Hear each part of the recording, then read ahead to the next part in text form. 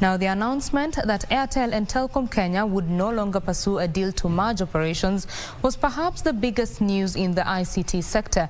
The two telcos had in 2019 announced the deal that would have seen the merger firm taking on market leader Safaricom. But in August this year, Airtel and Telkom Kenya announced that they had vacated the deal. Here are the highlights of these and other corporate news that shaped the local business landscape this past year. 2020 saw the merger process that will have seen Airtel and Telkom, Kenya's second and third largest telecoms companies respectively, merge operations collapse due to what the telco said were delays in the approval process. The two firms announced the proposed merger in February 2019, which will have seen them combine to build a formidable competitor to Safaricom, which is the market leader in voice, mobile money and data.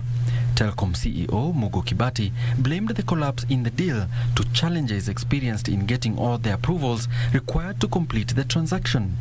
Telcom disclosed that it will focus on revamping its data business in efforts to grow its revenues, while Airtel said it will concentrate on its network infrastructure that it had appointed telecommunications company Nokia to deploy high-speed 4G and 5G-ready hardware in Nairobi as the telco races to upscale its systems.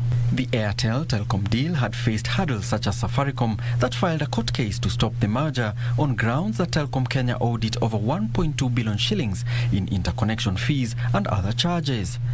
In addition, the EACC launched investigations on Telkom for an alleged misuse of public funds. To address what has been a dearth of connectivity for people across the country for many years, which I think we want to work towards eradicating. So you will find us in the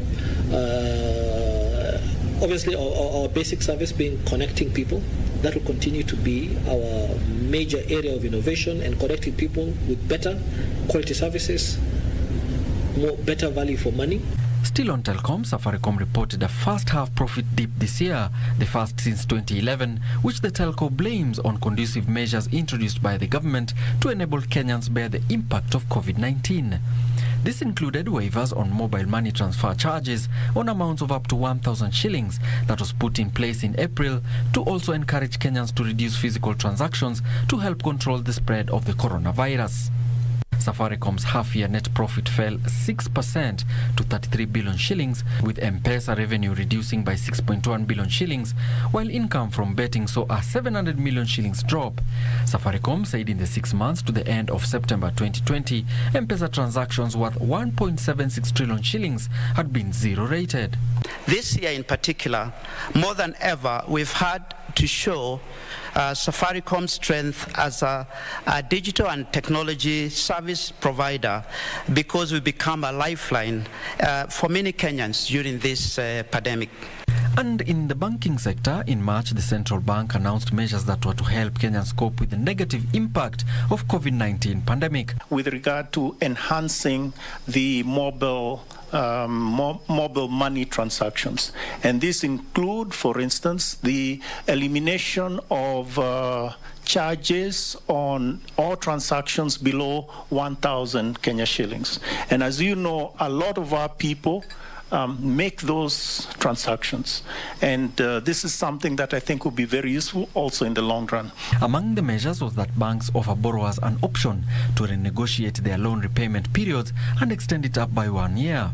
Borrowers took up this, with the central bank announcing in November that banks had restructured loans worth 1.38 trillion shillings, representing 46.5% of the total banking sector loan book, as part of relief measures passed on to borrowers over the COVID-19 related distresses. This loan repayment accommodation returned to haunt lenders, most of who either reported reduced profits or losses for their half-year or quarter three. Lenders such as KCB, Equity, Cooperative Bank, APSA and Stanchart posted double-digit declines in net profit as higher non-performing loans forced banks to increase loans provision, which ate into profitability. KCB recorded a 43% drop in net profit to 10.89 billion shillings during the first 9 months of 2020 as bad loans and loan loss provisions significantly increased. KCB's performance was adversely impacted by loan loss provisions that more than tripled to 20 billion shillings after non-performing loans more than doubled to 97 billion shillings. Equity Group recorded a 14% reduction in quarter 3 net profit to 15 billion shillings.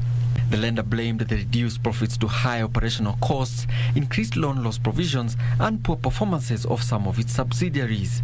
Equity increased its loan loss provisions 11-fold to 14.3 billion shillings to reflect increased non-performing loans.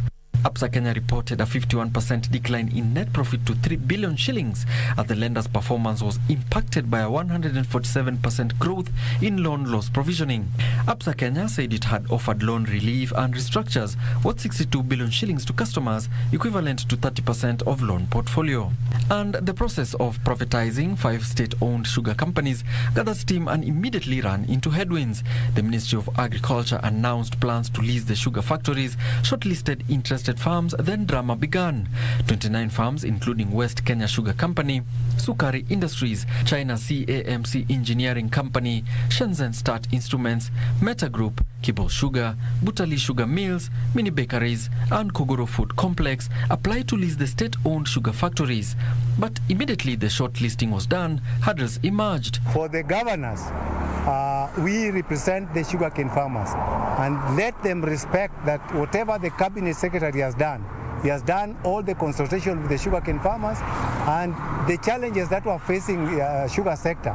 Today, we are proud and happy in that our local sugar factories are able to mill and sell their sugar. First, it was the governors who said the county governments had not been involved in the process, despite agriculture being a devolved function. Then a section of farm associations successfully moved to court and obtained injunctions, stopping the process until the matter was heard and determined.